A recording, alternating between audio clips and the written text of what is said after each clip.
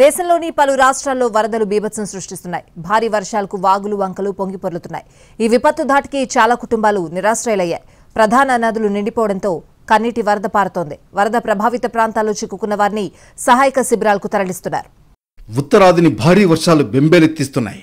ఉత్తరప్రదేశ్, ఢిల్లీ, బీహార్ సహా పలు రాష్ట్రాల్లో భారీ వర్షాలకు నదులు ఉప్పొంగి ప్రవహిస్తున్నాయి. దీంతో లోతట్టు ప్రాంతాలు ముంపులోకి జారుకున్నాయి.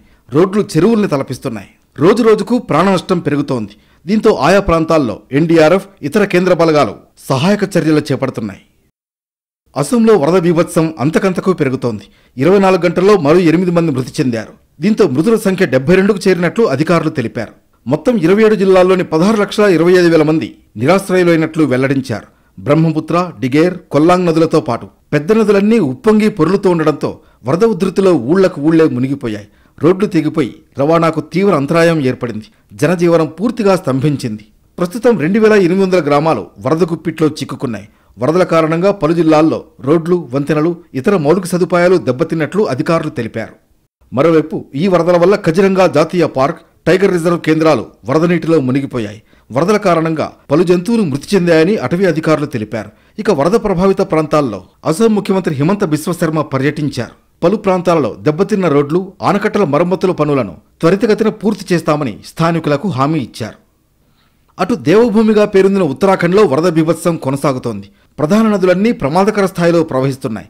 చంపావత్, అల్మోరా, పిథోర్గఢ్, ఉధంసింగ్ నగర్తో పాటు కుమాన్ తదితర ప్రాంతాల్లో మరో వారం రోజుల పాటు భారీ నుంచి అతి భారీ వర్షాలు కురిసే అవకాశం ఉందని ఉత్తరాఖండ్ వాతావరణ శాఖ అధికారులు అలర్ట్ జారీ చేశారు.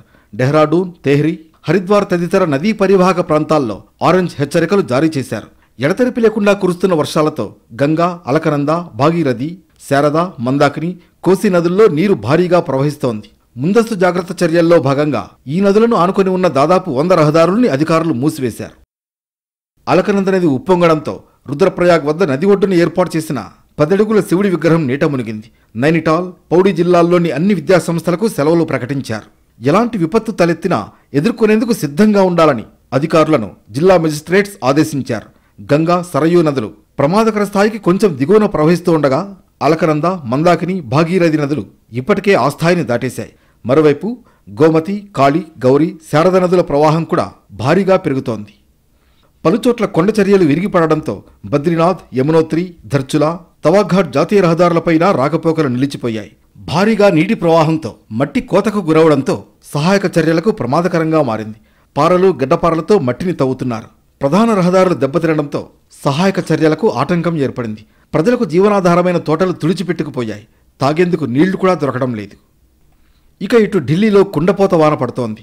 ఎడతెరిపి లేని వానలతో ఢిల్లీ వాసులు తడిసి ముద్దవుతున్నారు. రోడ్లన్నీ జలమయంగా మారుతున్నాయి. రోడ్లపై వాహనదారులు ఇబ్బందులు పడుతున్నారు.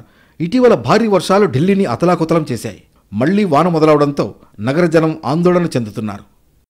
మరోవైపు దక్షిణాంధ్రకు సమీపంలో బంగాళాఖాతంలో ఏర్పడిన వాయుగుండం వల్ల తెలంగాణలో ఇవాళ వర్షాలు కురిసే అవకాశం ఉన్నట్లు వాతావరణ శాఖ తెలిపింది. అలాగే వాతావరణ శాఖ 11 జిల్లాలకు ఎల్లో అలర్ట్ ప్రకటించింది.